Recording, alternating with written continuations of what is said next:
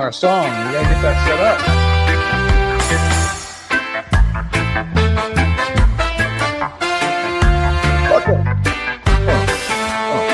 Yeah. Come on. All right. Here we are. We are back to another episode of the I Love Annuities podcast. And guess what? This time we are 100% live. I'm Jeremiah Conger. And I'm Zachary Van Ness. We are the Annuity Dudes. Your go-to source for annuity education and helping you secure a smarter retirement. Today's episode is a hot one. We're tackling something that makes even the savviest investors pause, and that is taxes on annuities. That's right. So today we'll cover everything from how annuity income is taxed, what the IRS exclusion ratio is, first in, first out versus last in, first out rules, and how death benefits are treated. Plus, a little known benefit of annuities avoiding probate and what that means for your legacy. Absolutely. So one of the most, misunderstood things is around annuities and taxes. Regardless of the annuity type that you're possibly purchasing or maybe you already own, there are important tax laws that you should understand so that you can avoid having to pay unnecessary taxes, but also so that your plan can include when or, how those taxable events might unfold. So that gets us started into our first segment, and that is understanding annuity tax basics. So let's start at the top. When you buy an annuity with after-tax dollars, it's considered a non-qualified annuity. You've already paid taxes on that money, so only the growth portion is taxable.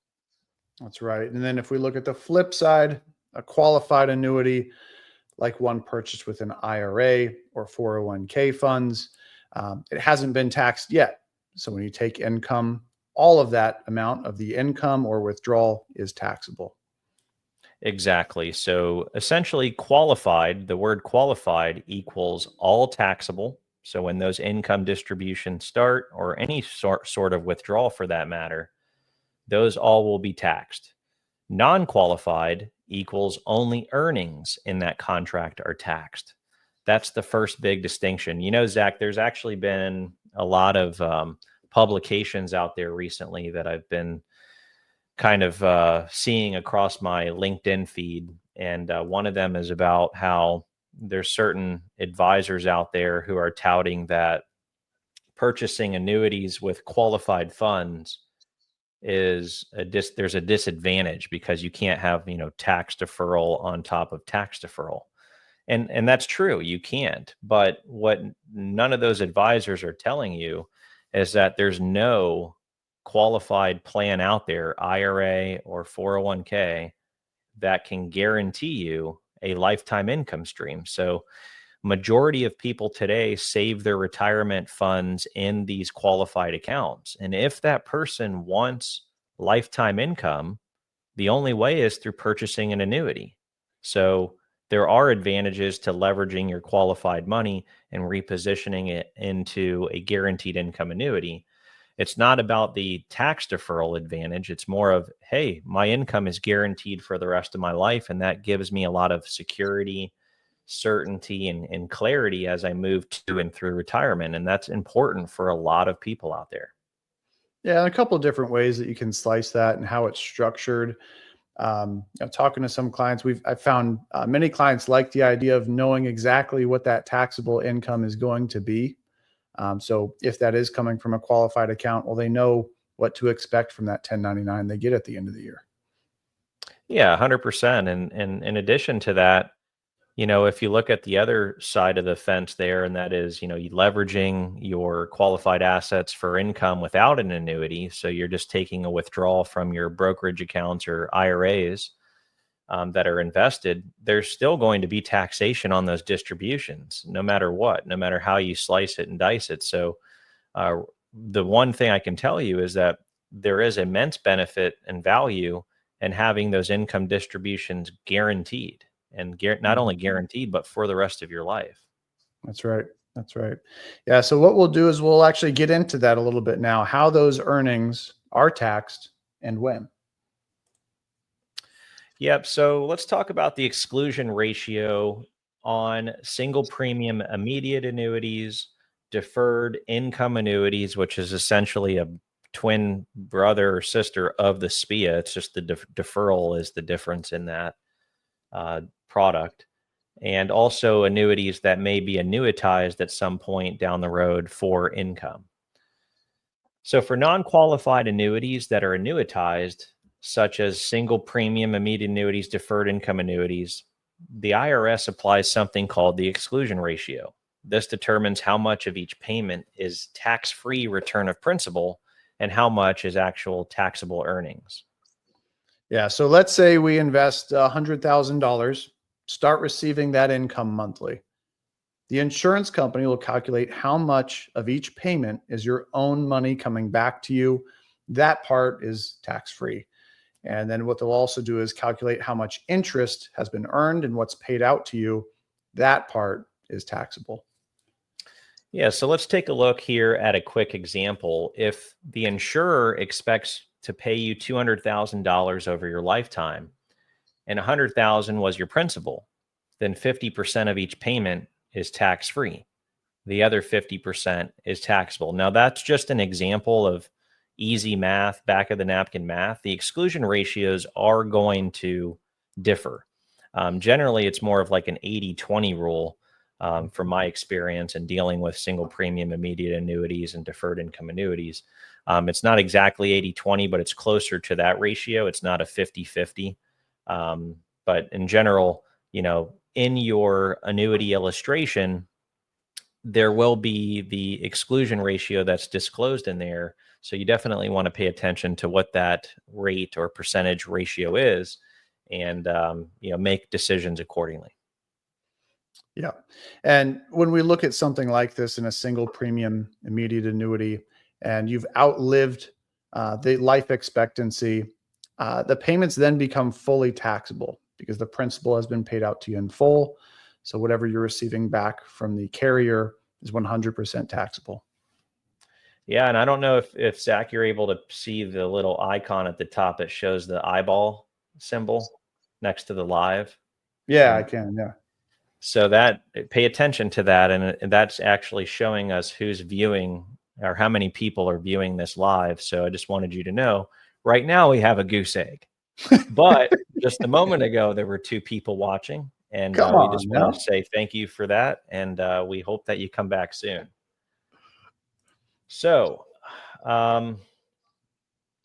where are we at, Zach? So we talked about the SPIAs. We gave that You just have example, me and we looking talked at the about life eyeball at this point. expectancy. So Yeah. So basically, SPIAs, DIAs, and any annuitized annuity. So all annuities can be annuitized. I think that's important to define there, regardless of the type. So if it's a SPIA or DIA, those are automatically an annuitized product in most cases, which is basically the exchange of your initial premium for a lifetime income stream that's guaranteed by the insurance company. So when you buy a SPIA or DIA, let's say you put in that $100,000, that money is gone. You have no control over that money and most SPIA and DIA products any longer. But in exchange for that, in giving up control or relinquishing control of that principal, you're getting that lifetime or that period certain income stream. That's a form of annuitization. But all annuities, even if it doesn't have an initial design for lifetime income or period certain income, you can annuitize them. So fixed indexed annuities, if you buy them for safe growth, and then at some point in the future, you do want to entertain converting it to an income stream, you can annuitize it. Same thing with a multi-year guaranteed annuity. You can annuitize those. Now, they're not usually annuitized. I think it's less than 4% of annuity contracts today are annuitized, but they are available to be annuitized. And if so, the taxation on those income streams then default to this exclusion ratio.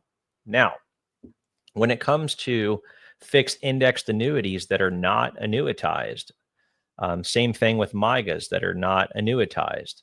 Those use a tax treatment. Unqualified fixed index annuities. When you start taking non-annuitized withdrawals, the IRS assumes the first dollars out are earnings, which are fully taxable as ordinary income. Right. So even if you contributed $100,000 and now it's grown to $130,000, if you were to withdraw $10,000, maybe through the leverage of a free withdrawal provision in the contract, or even if you were to start taking a lifetime income stream out of that annuity, that $10,000 is going to be taxed entirely because it's coming from that $30,000 of growth. Yeah, and that can really catch people off guard. But if you annuitize the contract, you can apply the exclusion ratio we just discussed. Yep. And in addition to that, sometimes these indexed annuities will also have premium bonuses that are applied. Those premium bonuses are taxable since they are considered gains in the contract too, and to make a note of there. But if you do purchase a fixed indexed annuity and it has certain income riders, there may be tax efficiencies depending on the specific structure, but it's always wise and recommended to talk to a licensed tax advisor. Yeah, absolutely. That brings us into our next segment, which is just talking about death benefits and how the annuities are taxed for a death benefit purpose. So in shifting gears, what happens when the annuity owner passes away and leaves that contract to a beneficiary? This is where both tax treatment and estate planning strategy really come into play. Yeah, first things first, annuities do not receive a step up in basis like stocks or real estate. And so that means any untaxed gains in the contract are still subject to income tax when the beneficiary receives those funds. That's right.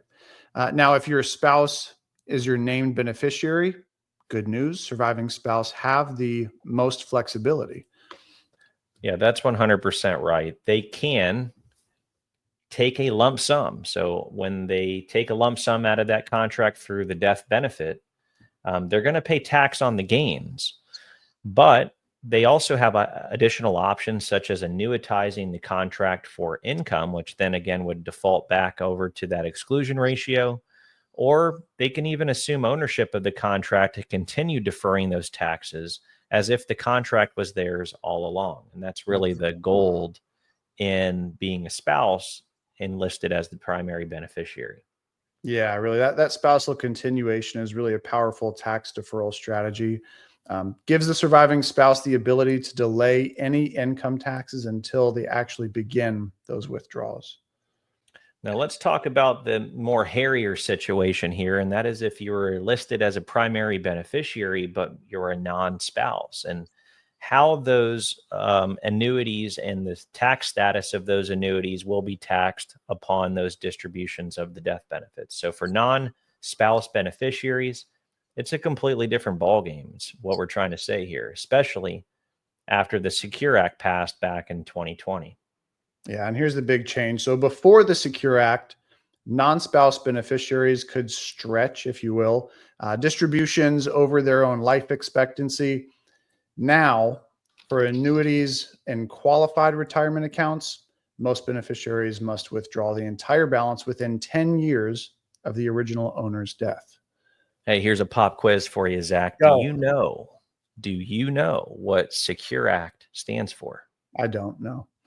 I can answer that right away. No. So it stands for Setting Every Community Up for Retirement Enhancement. That's a And great that acronym. It's legislation almost as was good as passed. some of your acronyms, but not quite as good as some of yours. That was legislation passed by the Trump administration in his first time in office back in 2020. Actually, some really good things came out of that, especially for retirees and retirement planning. One of them things, another thing that was included in the Secure Act, besides this taxation on how non-spouse beneficiaries are taxed on annuities and other qualified plans, was the safe harbor provision in qualified plans. So, in other words, before the Secure Act, if a 401k plan administrator was interested in adding an annuity option in the plan so that their plan subscribers, or whatever you want to call them, could have the option to purchase an annuity within that qualified account. There was nothing protecting that 401k plan administrator from potential like lawsuits and things if the contract owner of that annuity was to say that the plan administrator didn't do the best interest, act in the best interest of that plan, that plan participant. That's the word I'm looking for.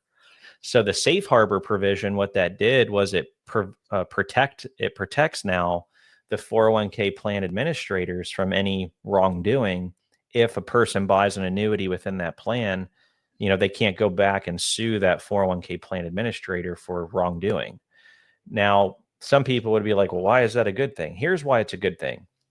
Because that protection was never part of the 401k plan administrator, they were not, they were very reluctant to even consider offering annuities in qualified plans because of that possibility of having it on their hands. But now that they are protected from that, it's now opening the doors for these plan sponsors to do the right thing, and that is to offer annuities to their plan participants within those qualified accounts. And that's huge because right now we are in a retirement crisis where a lot of people don't know, they're not educated on the power and the utility of a lifetime income annuity. And when you factor that in with the fact that most people build up their retirement savings through these qualified plans and that they never have access to annuities within them, the possibility of someone considering an annuity in the future for their retirement income is very slim because they're just not educated on it and they don't have access to them until they retire. So this safe harbor provision, in my opinion, was something that was huge in the legislation that was passed to really bring awareness around annuities and how they can serve and ultimately be a very strong, optimal tool for retirement income needs in these qualified accounts. So really happy that that passed, and we're starting to now hear that there's a lot of plan sponsors that are incorporating annuities into those 401k plans, which is a huge milestone. Yeah, without a doubt. A good riff. Sure.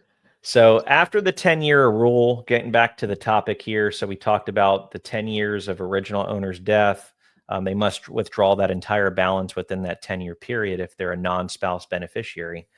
And that 10-year rule applies to most adult children and other non-spouse heirs, meaning if you were to inherit a $500,000 IRA annuity, you may have to spread those withdrawals and the resulting tax hit over just 1 decade. So at least you do have a 10-year period to spend down that qualified account so that you're not taking it in a lump sum and then being jacked into the highest tax bracket there is.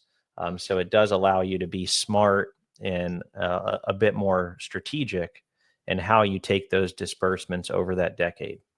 And bear in mind, this isn't for every annuity, right? So this is specific. This 10-year Secure Act rule only applies to qualified accounts like an IRA or 403B, for example.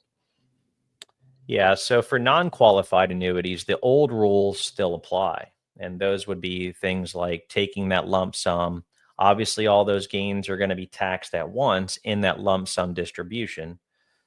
Some annuity types also offer the option to take distributions of that lump sum over a 5-year period. So again, using that idea of strategically withdrawing to optimize your taxation and what tax bracket you might be in, so that you're not taking it all out at once. You're able to distribute that over a 5-year period and make the tax blow a bit less. The other option would be also to annuitize for a set period or maybe even life, subject obviously to that particular carrier and those product options and availability. Yeah, another thing worth noting, some beneficiaries may actually qualify for eligible designated beneficiaries or EDBs under that Secure Act, such as minor children until the age of majority or maturity. chronically ill or disabled individuals, beneficiaries less than 10 years younger than their descendant. So these folks can still stretch the payments beyond that 10-year rule.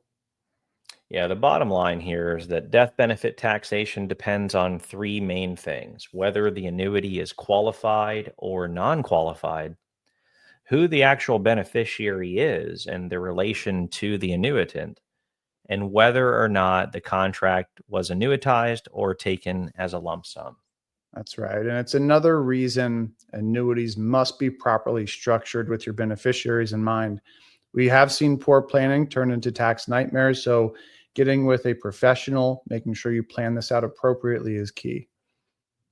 Yeah, I actually am working with a couple. I was working with a couple clients on something similar to this. One of them, you probably recall, it was a lady, a client of mine. It was a lady, and her husband had passed recently, and she was trying to figure out what to do. And we had this lifetime income rider in place, but someone got in her ear. I don't know if it was another advisor or someone in her family, but she ended up going the direction of cashing it all out as a lump sum. And rather than continuing the contract, and there was going to be some tax implications with going that route, and I was against doing that, but that's what happened there. So you definitely want to plan and speak with a CPA or someone else that's licensed for taxes, just to help you mitigate those potential blows. I'm also working with a couple right now who, this gentleman, his mother passed, and she had like 6 or 7 annuities that were MIGAs, and a couple of them were qualified. Most of them were non-qualified, and they were, before coming to me, they were just going to go ahead and cash them out completely, and just take the lump sums. And it's a fair amount of money. It's over $300,000. And I asked them, I said, have you spoken to a CPA about this? Because, if you cash those out, you're going to incur some taxes in the form of ordinary income. And I don't know what your current income is currently, but going up to 300,000, that's most likely going to put you into the top tax bracket. So all those dollars are going to be taxed at that higher rate, or at least majority of them. Mhm. We're in an incremental tax bracket, so you fill up that bucket. But either way, they did not know entirely what that tax liability would be. So when they came to me, I looked at it, I did the analysis, and I did advise them to speak with a CPA. So now that's the route that they're taking. But if they didn't speak with me, they would have potentially had a pretty significant tax bomb. Yeah, you're not kidding. Boy, oh boy. And were they younger?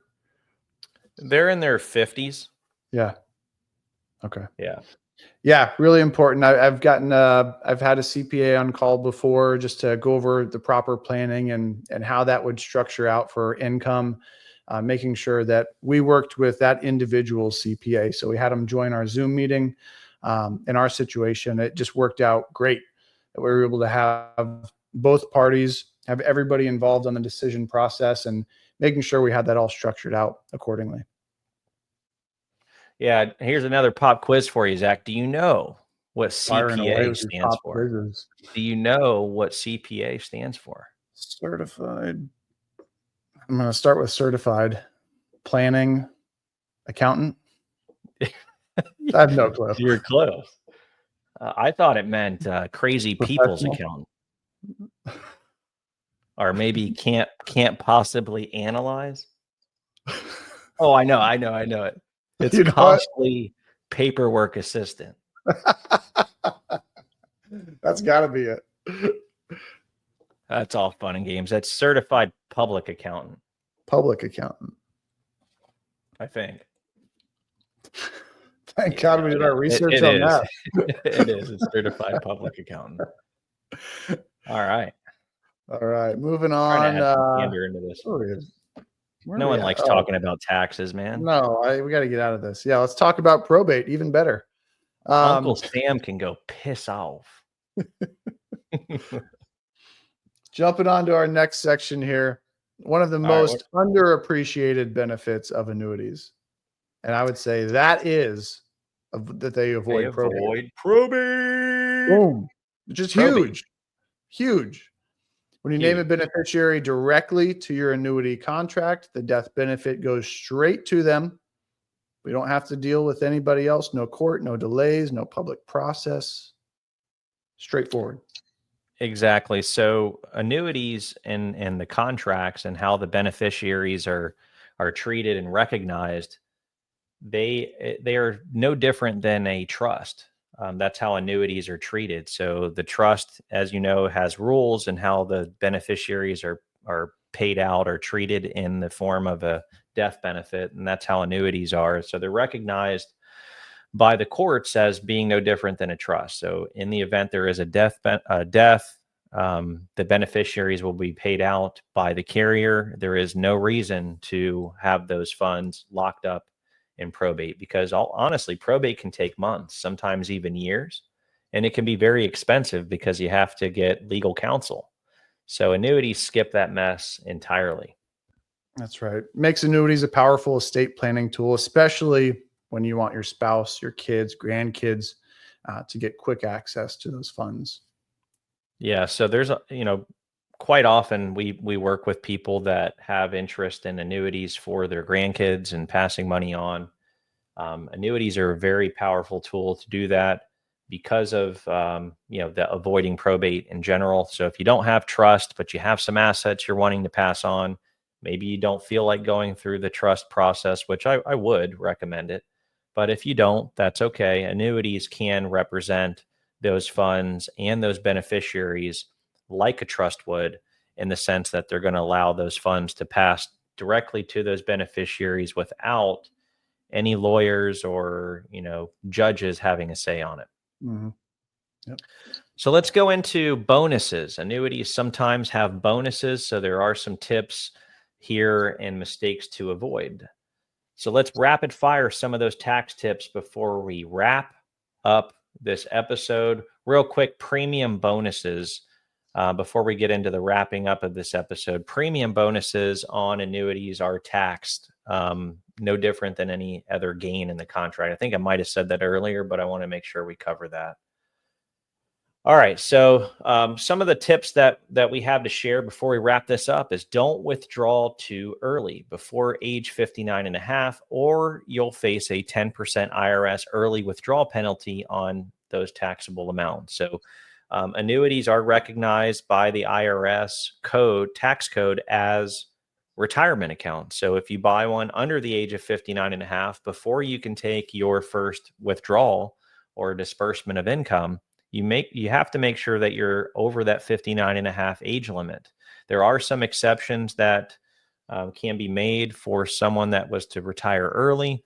There are 72T tax rules that apply to those early withdrawals where the 10% IRS early withdrawal penalty would not be assessed, but you definitely want to work with a professional that can help you design that strategy and make sure that you do indeed qualify for those early withdrawals. If you do buy an annuity before age 59 and a half, which is perfectly fine, and you want to move that money, if you take that money from one annuity to another through the form of a 1035 exchange, that 1035 is a tax code that allows that transfer of funds to be tax deferred. So rest assured, if you're 50 or 55 and you buy an annuity, maybe a 5-year contract, and you want to go ahead and move it to another 5-year contract, you can do that through the 1035 rule, and that will keep those taxes deferred, and there won't be any early withdrawal penalties assessed.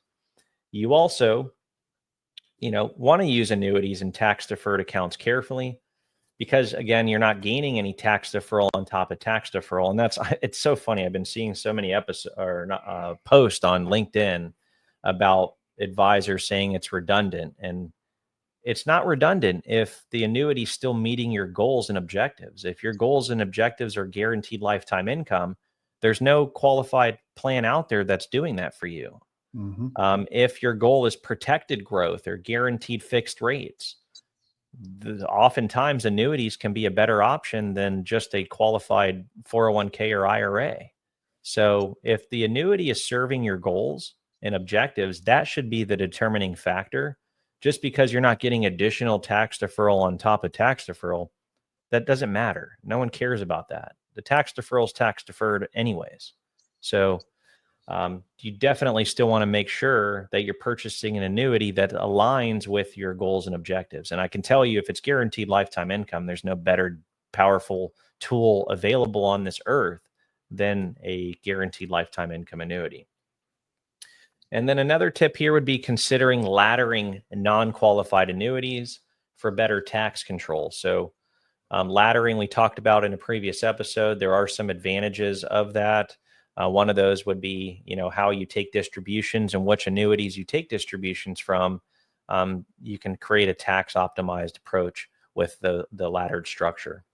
And last but not least, talk to a professional before naming a trust as beneficiary. Sometimes it can trigger unintended taxes. Yeah, just to hit on a few examples that you had mentioned here. So taking the income before 59.5, you mentioned the 72T rule. Separate occasion, I had a CPA on. We just found that, this individual is planning to retire at 55, and said, "Hey, I love the idea of giving myself an income, and based on the 72T rule, follow it accordingly." I said, "Well, yeah, let's get a CPA on, make sure this is in your best interest." And we found that it was just too restrictive. Really handcuffed her, limited her to her options, and we didn't like that approach. So we had to pivot. We took a different path. So just understanding what comes with these, and like you said, talking to a CPA, finding out where it's most beneficial. And it's funny because right after that, I have somebody I'm working with right now, and she, in the second example you gave, using annuities for tax deferred accounts, she had an IRA since 21 when she opened it, 2021. Her account balance from then to now, I don't know exactly how she was invested, but had dropped. It was down about $600. And when we started talking, she's like, "Zach, why the hell wouldn't I be in a MIGA based on my past experience?" And from looking at it from her perspective, she had a lack of performance in her IRA. She was down from where she was 4 years ago. It's a tough argument to make why she wouldn't go into something that's going to give her a guarantee after her previous experience in her IRA. So, and when you really talk about MIGAs right now and the rates that we're seeing from some of the top carrier offerings, they're sub 6%. I mean, that's an incredible rate that you can get guaranteed for that duration of time in the contract. And if you look at the historical average return for the S&P since inception, it's over 7%. But when you can secure 6% with no risk on a guaranteed basis, and then you factor in compounding on top of that, you're compounding 6% every year. That's huge. And why wouldn't somebody want that? I definitely think that MIGA rates are super attractive for a lot of people today, especially as a bond alternative in a portfolio. Mm-hmm. When you think about what the role that a bond would play normally or historically in a plan, bonds have interest rate risk. MIGAs don't. MIGAs, if you secure that rate, it's guaranteed for that duration of time. So you can add a really solid guarantee into that growth portion of the portfolio. And it gives someone a lot of peace of mind and clarity that, they're getting a fair rate of return and they're not assuming unnecessary risk to get it. And it's essential as people get closer to retirement, getting that peace of mind. I think that matters more to a lot of people out there than just chasing gains, right? And taking risk to do that. Yeah. So as a reminder, always be sure to read the policy, the contract itself. Tax treatments can vary depending upon the product, carrier, and state laws. Let's see, where were we? Yep. So we're down on to our closing thoughts here. Zach, why don't you take it away? I don't know where we are. Hang on. So there you have it. Annuities and taxes, and the fact that Zach doesn't know where we're at. While they're not totally tax-free, neither are his thoughts, and they are tax smart when used right. My thoughts are not free, whether it's tax deferral, income splitting through exclusion ratios, or avoiding probate, annuities offer powerful strategies most people have never heard about. So if you found today's episode helpful, do us a favor, like, subscribe, leave us a message or comment. Maybe you have a question about something we discussed today. Definitely check out some previous episodes. It would definitely mean a lot to us. We're very thankful. We're blessed and fortunate to have this platform to share our mission with the wide world web. And that is bringing more awareness around annuity education, helping consumers make better annuity buying decisions, and ultimately helping people have more peace of mind, clarity, and confidence as they plan for retirement. So if you're wondering how an annuity could work for you, you can definitely head over to our website. That is annuityassociation.com, or in the show notes or description of this video that you're watching, there will be a unique link to request your free annuity report, where we give insights and an unveiling of the curtain, if you will, on the highest rates for income, the highest rates for safe growth, and the highest rates for really anything annuity related. So if you want to do that, you can request it. Just click the free report link. If you're interested in speaking with someone like Zach, he is our senior annuity advisor. He will definitely be glad to meet with you and see how he can be of service to you to help you ultimately make a better decision. You can do that. There will be a unique link there to schedule your free annuity discovery call. We meet with people in all 50 states, leveraging Zoom as our technology platform of choice. So it allows you to get the information that you need from the comfort of your own living room. We promise that there will never be any high pressure sales tactics used in those meetings. It's truly a discovery call to understand who you are, what's important to you, what matters most, and overall what you're looking to accomplish. And if an annuity is not right for your situation, we'll straight up tell you that, because that's our duty, is to act in your best interest. We do follow the fiduciary standard when it comes to making recommendations. And sometimes recommendations are telling you straight up that annuity is not right for you. But I just did that on Monday, actually. Yeah, it happens. And that's a good thing. That's one of the major wrongs of our industry. We've talked about it in the past, that annuities are often misrepresented. And one of the worst scenarios is like when they're sold to someone that didn't need one. Yeah. That's horrible. And we don't want that. And we believe in doing it the right way. We treat this no different than if this was our own situation or our parents' situation. So anything else you want to add there, Zach? Our first live stream was no different than our usual recording, so we might as well just keep doing this. Yeah, it's actually kind of fun, because once in a while there's like one lonely person out there that is just paying attention to it. And I wonder if they can leave a comment if we would get that notification. Let's see. Yeah, there is a comments thing. So, hey, if you're watching, I do see that there's one person watching this right now. Check it out. See if you can post a comment wherever you're watching this, and I'll reply back to you. I promise. But we appreciate all that you guys are doing, sharing our podcast. We appreciate the opportunity. Keep spreading the word and message about who we are here at Annuity Association. Until next time, this is Jeremiah Conger. And Zachary Van Ness, and we are the Annuity Dudes. The Annuity Dudes. And we love annuities and helping people make better decisions when it comes to those. So have a great day, have a great weekend, and take care of one another. Jamaican Beach, here we come. Name of our theme song, by the way.